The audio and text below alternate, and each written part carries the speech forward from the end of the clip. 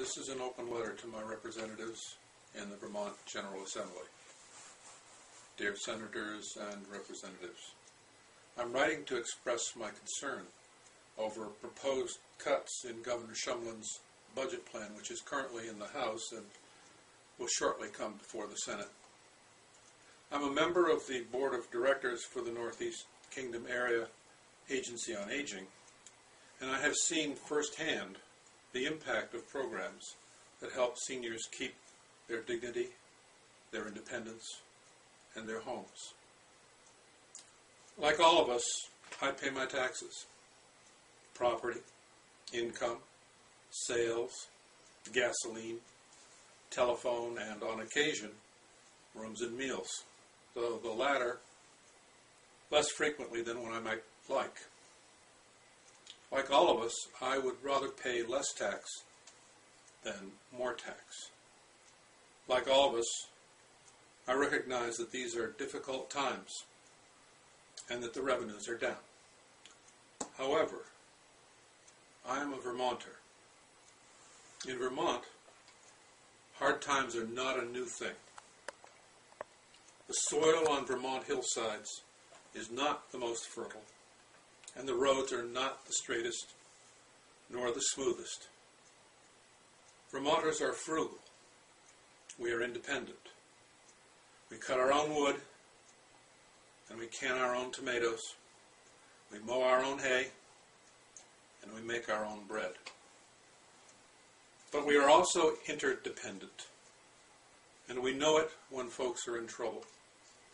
We take casseroles to the neighbors when someone passes on, and we go to town meeting to settle our differences. We go to chicken pie suppers, and we talk face to face about the things we value, our families and our friends.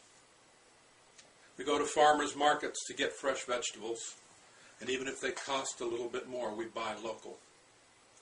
We stop our vehicles when a friend comes the other way and chat until someone comes along and needs to get by.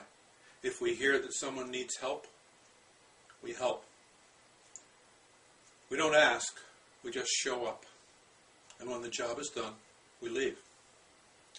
We know that we all work together, whether, as Frost says, we work together or apart. In good times, we celebrate. In hard times, we help each other.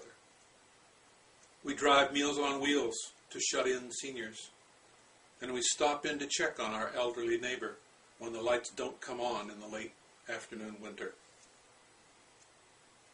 We know that our neighbors do not want to go to nursing homes, nor do we. We insist that we do not leave our children or our grandchildren with debts and obligations that we can pay for now, and we invest in their future as well. I would rather, as a Vermonter, pay more taxes than see cuts to programs that help people who cannot help themselves. I recognize the obligation of those who have to help and sustain those who do not have. I am particularly concerned that the governor's budget has lost sight of this. I am concerned that some of our legislators have lost sight of their solemn promise to represent all Vermonters, not just some. I am concerned that some of our legislators have stopped hearing the voices of the weak and the frail, of the old and of the sick. I am also concerned that some of our legislators and our governor have lost sight of their obligation to ensure the safety of all of those and all of us in need, and to share the wealth we have with those who do not. I'm afraid that some of our legislators and our governor have lost their courage.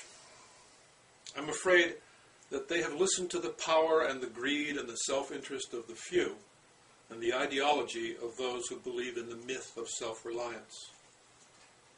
I urge you, as my representatives, to resist the easy answer and refuse to cut funds for those who cannot defend themselves, and instead do the difficult thing, the hard thing, and honor our commitment to the elderly and the weak, and stand up to the powerful and the selfish.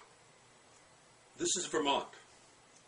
We do not let old ladies freeze to death alone in the dark, and we do not let children grow up eating only one meal a day. We take care of our neighbors.